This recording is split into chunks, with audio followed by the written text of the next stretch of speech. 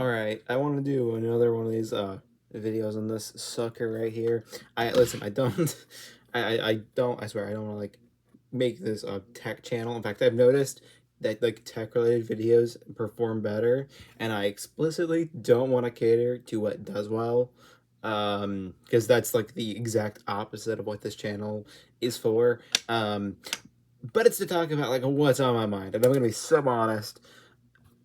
All I can think about right now is like like Nintendo garbage, because that's just my life now. So anyway, I thought I would give a little more, my impressions on this little thing. A day in, I guess more like 2 days in. I don't know. You want to count that? I got it yesterday morning, and it's like 5:50 when I'm recording this.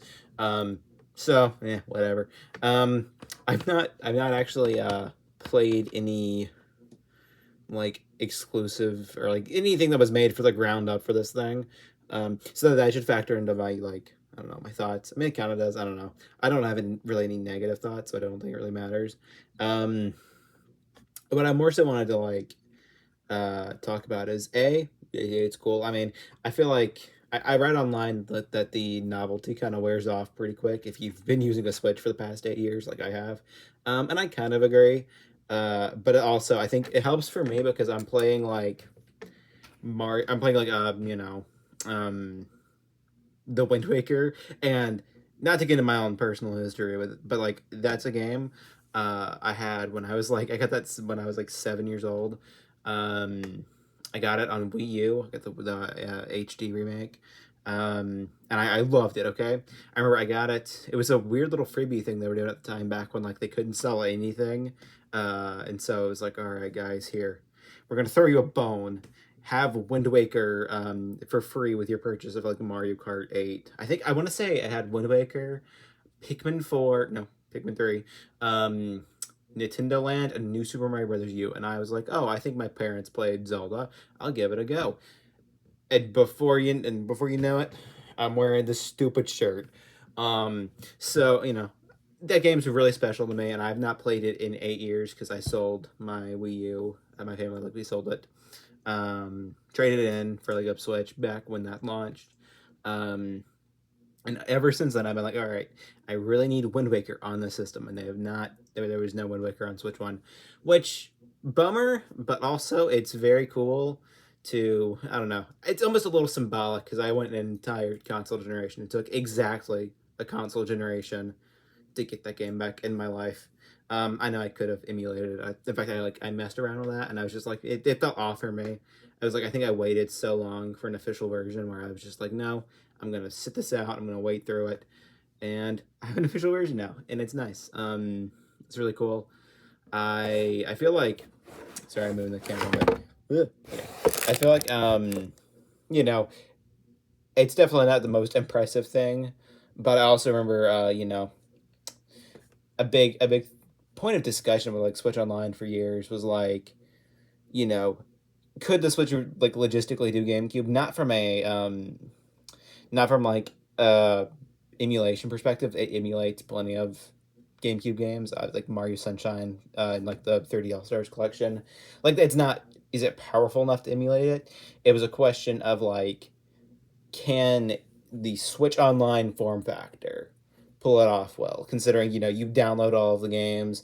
Um, and I'm kind of a little surprised they did it even on Switch 2, just because like those games are massive. Like even just the initial download of 3 games, in the like at launch were like 5 gigabytes. In the Switch Online collection, you have to download all of them. I initially thought, oh, maybe you could do a system where it's like, oh, you download them individually, and you certainly could. I think they have a very specific way they want to do it, and I think also so just it's a selling point for a new system. So whatever, I think it's really cool. I've actually only played Wind Waker. I think tonight I want to sit down and try out Soul Calibur 2 because that's one of those games like like goobers like me have heard a lot about. Like I don't know, it's one of those things like you hear about in the GameCube discussion, and I've never played it because it's just I'm not gonna. I don't know. I don't think I've even seen a copy of it in the wild. Like I own a GameCube, and I buy GameCube games every once in a while. But it is nice to have. an official way to like actually play these, because even though I do have a GameCube games are stupid expensive, especially like the big ones, like your Zeldas, anything Nintendo published. So anything that's logistically going to be on this like Switch compilation. Um, so I do think it's cool to have that. I mean, it's not, don't get me wrong, it's not really a selling point or like a strong like reason to buy a Switch 2 to play like 20-year-old, games. But I think it's cool. And I have had a lot of fun playing retro games on this thing. And retro games I wouldn't really buy. Like Soul Calibur 2, I probably wouldn't buy that if I saw that in a store. And so it's cool to actually like, I guess have a reason to play it. That is one aspect of the whole Switch Online thing that I do actually really like. I've played a lot of things I never would have bought because of the subscription. I still think people should have the option to like subscribe or the option to buy the stuff individually. But I mean, I'm not complaining too much. I guess I don't know. That's for other people to do. I'm not really I don't know. I'm not as critical about digital versus physical, or subscription versus not. I prefer to buy things for once, but like I get it. It's not. I think it's a pros and cons thing, and I think if people really care to like preserve something, it's like I mean, there's other ways to preserve GameCube games, right? It's not ideal. Like I think it could be better, but I feel like stuff like DLC, that's like download only on a specific single system, that's a bigger kind of issue because then that's completely gone forever after the store shuts down. I digress. I'm getting okay. I'm getting on a whole like little tangent, soapbox, whatever. So I'm gonna move on from GameCube crap. It is really nice to be able to just boot up old games I bought years ago that I remembered, having iffy performance, and it's cool having them like play better. No update needed. And again, it's like, oh, is it really that impressive to play old games on the new system? It's like, it depends on I guess, your own metrics. I think it's really cool though, because I remember, when I got a 3DS as a kid, I didn't care about, oh, do the DS games are better? It wasn't a thing I cared about. Because they didn't. It was exactly the same experience, if not a little worse, because of the way the 3DS handled the DS is like lower screen resolution. It's a whole deal. I don't know. All the 3DS junkies can explain that better than I can. But in some ways it was worse. It was like a worse experience to play that way. But that's not the case here, and it's honestly the definitive way to play a lot of Switch One games. It's pretty neat. Um, and I think it is cool that sometimes to get performance patches for free. Like Pokemon Scarlet and Violet, I think is the biggest one. I remember I was very very critical of that game when it first came out. I warmed up to it once I actually played it. I've actually put an ungodly amount of time into that game, and I paid an ungodly amount of money for that game plus its DLC. But there was always when I'd be playing it, there was like, I paid it was like I paid almost $100 to get the full shebang on this thing, for Pokemon Scarlet Violet, and it was like I really enjoyed it, but at the same time, it just with the performance, it was like I was constantly reminded of the fact that I like the only value I was really getting was like just in the I don't know, in like the actual like content. It was not like the art style or just the visuals, whatever. I don't know. It was a constant reminder of the fact that I paid $90 for what is in a lot of areas a very subpar game. A subpar game that I full well like I don't regret spending that money on the DLC because I think it was really fun. Um, but all that said, it's nice to have like a way to play the game that doesn't make me question my own sanity, it's not, it doesn't fully fix the game. There's just still issues with like, I think the art style has a lot of issues going on with it. And I think, there's still visual, like little whatevers, and just the programming or even just like the design of the game. But I think it does make it a lot more of an enjoyable experience. And I think, I wouldn't buy a Switch 2 to play this thing in 60 FPS 4K. Like I would not do that. But if you buy a Switch 2 and you have Pokemon Violet, I'd give it a go. I don't think I still think I would be hesitant to like recommend Pokemon Violet. I'd be less hesitant, but I would still be like hesitant to recommend it to a Switch 2 owner, just because it does have a bunch of issues. Still, just from a design perspective, issues I don't really care about. Like they don't bother me, but I know they could bother other people. So, but that was probably the most like impressive tech upgrade. And that one did get a full like free patch. Other things that I think were cool, it's pretty surreal to play Breath of the Wild in 60 FPS after playing that for ages and just, like 900p, sit like 30 FPS. Really great. I think it's cool. I did mess around in Tears of the Kingdom a little bit. That's really nice. One gripe I do have with specifically the Breath of the Wild Switch 2 edition is that I think it was a missed opportunity to add a lot of the quality of life features that Tears of the Kingdom has. Just like when things like menu management, what? Look, it's not nothing major. Like I feel like it was a missed opportunity to go back and fix some of those things, or just like modernize it to Tears of the Kingdom's like standards. That's something I really dig about, like say whenever they do release like the Sonic games, like the Genesis Sonic games, is like they always like specifically like on the Sonic Origins collection, they really like made it a very like uniform experience to where the playstyle for Sonic 1, Sonic 2, 3, whatever, like they played very similar in ways that the originals did not. Just small little tweaks that only like nerds like me care about. But it was cool. And that's something I appreciate a lot about that collection, and even stuff that fans have done for those games, like fan mods, for those original Sonic games. And I was hoping we'd have something like that, just some of the like modernized Breath of the Wild, beyond just visuals, like just hey, you know, make the menu management a little easier. Maybe change the button, just the little things. I can't come up with many examples off the top of my head, but it's one of those things where like after playing a lot of Tears of the Kingdom and going back to Breath of the Wild, you notice it, and I'm just like, it was a very good chance to fix those things, or not even fix. It's not like it's broken. Like it's really not a big deal. Just a missed opportunity, in my opinion. Of the same note, I feel like it was also a missed opportunity to give Tears of the Kingdom a master mode, it's like a hard mode. Again, not a big deal, but it's like just kind of sucks that there's like no like there's just a few things that keep these from being like a very uniform experience, especially when the Switch 2 editions are launched together. So it feels like they're like asking for comparisons, and it's like, whereas you can make an excuse for these games having these little inconsistencies when they came out like 6 years apart from each other, but you can't do that when you launch new content and like you launch like a revamped version of these games together, and they're still missing those like those little just whatever like little touches to make them feel like they are like a duology. Like I said, this is a massive soapbox. Like these things I'm talking about really don't matter that much. I played master mode like once on Breath of the Wild. It's not a big deal in the slightest. Just something that kind of it bugs me just slightly. I feel like it's a missed opportunity. You know still definitely highly recommend playing these games in any form or fashion, but especially if you have a Switch 2 or ever get one. Very much so recommend playing these.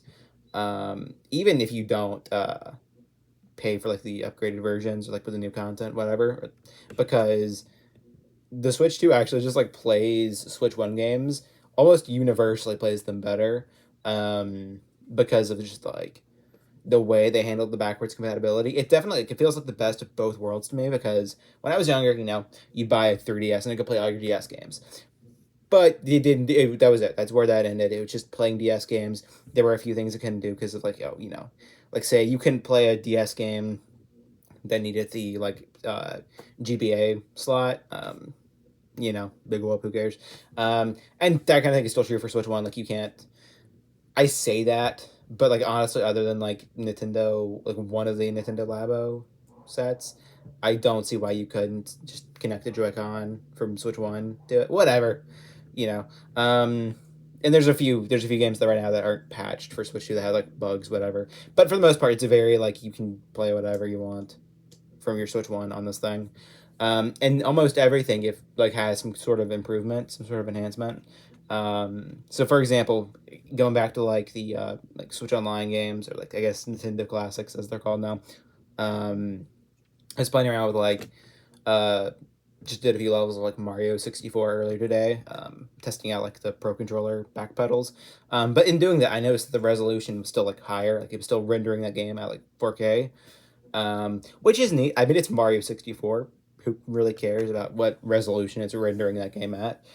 But it's neat, and it just kind of shows like stuff is like still like rendered pretty, like I guess better. I don't know. It's rendered in an improved way, just basically across the board, and just about any Switch One game that had like any kind of performance issues.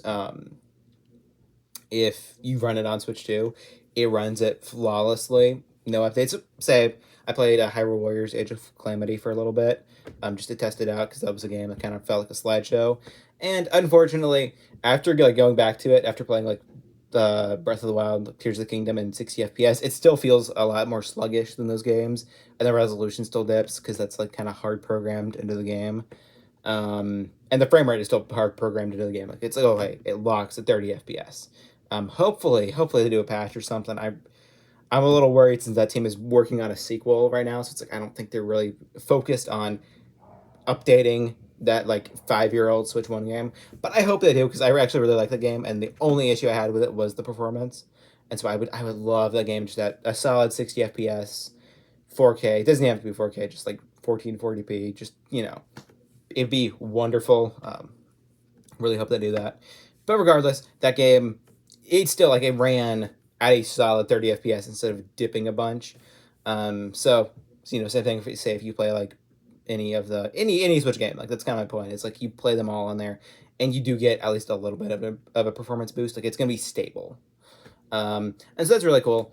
And then it like you have a game like say like the 2D Zeldas on Switch One where it's like, oh hey, these like just like are perfect kind of now because it's like they their only real issue was the performance dips, like the frame rate dips, and now it's like not an issue.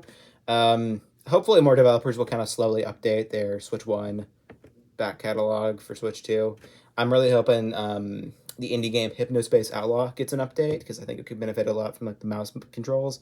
Um, but yeah, overall, that's a really cool thing. I think it definitely strikes the best balance between like the way Xbox does it, where it's like, oh, no, okay. Also, real quick, before I get into this, I am a Nintendo gamer for like the most part. I've not owned an Xbox ever. My only PlayStation is that PS3 you see back there. So I might be wrong about how these things work now, but to my knowledge, the way backwards compatibility worked on Xbox was that you have the system where it's like, oh hey, you can pop in a game from like Xbox, like the first Xbox to into like a new system and it'll work if it's one of the few games that they actually like remade or whatever, or like updated, remastered for that system. So it's like it works and you can do it, but it's very limited to what the dev team actually like worked on and actually did. It's not really, I don't know. It's not like real backwards compatibility in my opinion. It's just like letting you play a new version or a remastered version of this game for using your old copies. Still cool. Like it's still a really nice thing. Because then you do get these old games that have really like much better performances. So you get a lot more out of them. So like, that's cool. And then like the way that I think it's traditionally been done, and I think the way PlayStation does it, I don't know if they fixed it or if they changed it for PS5, but the way where it's like, oh, it just like the system just has like the last one in it, and so it can just play all these games, kind of like how the Nintendo systems did it up until Switch 2. But I think this really is a really good way to do it using this like compatibility layer thing, kind of like how I don't know Macs like new like Silicon Macs will run Intel programs. Yeah, I don't know. I'm getting into all this like tech nerd garbage that I don't really even care that much about. Like I'm not a massive tech nerd. I kind of am, but I'm not. I don't know. There's people who are way more like nerdy about these things than me. Um, but yeah, so I don't know. Those are kind of my thoughts. That's kind of what I've been enjoying. I did try out mouse mode with Fortnite. I'm gonna have to get used to it, but I actually do really like it. I was worried about like the ergonomics. In my opinion, I don't really have much of an issue. I only played for a few rounds, but I fared better than most people I saw. Like or the reports I heard from people like playing them at like the demos or whatever was that like a few minutes and your hand starts to hurt. I didn't have that experience. I also haven't played a ton with it because like Fortnite's the only game I have that like I can extensively test that out with.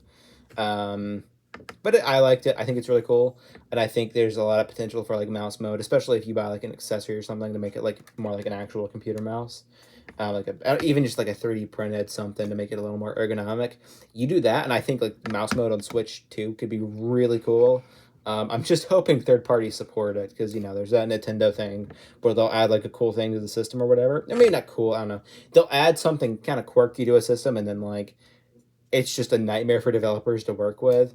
I'm hoping that's not the case for the mouse mode and Switch 2 because I mean, it's I would assume I've never developed anything of this caliber, but I would assume it's pretty simple to just keep that, kind of keep your PC control scheme or like keep that code in there and just port it over to Switch. I think that could work. I don't know. Maybe I'm wrong. But yeah, I hope like developers really support it because I think it could be cool, and I think it could go a long way for actually like creating some kind of like parity between like PC and consoles in terms of like the way you control games. I don't know. Because I mean, there's when I'm playing like say Fortnite or something, it's like, oh gosh, these PC players are gonna be so much better than me because they just have a superior control scheme, and that's not. I hope not the case. I mean, there's probably some minor differences between like what your hand can do holding one of these versus what it can do holding one of these. I don't know. I'm rambling at this point. As you can tell, I can go off about stupid Nintendo garbage, or just like gaming junk in general. Um, there's a reason my main channel I want to be a gaming channel is because I can just do this. I can just flip a switch and then bam, I'm talking about a smart ball for the Super Nintendo for 30 minutes. So yeah, this is that's kind of why like I don't know. This is my bread and butter. I like talking about this stuff. I don't know. It's my thing. Um, so yeah, I just wasted 22 minutes. Let's go. I will see you guys tomorrow. Hopefully with a video not about dumb bull crap.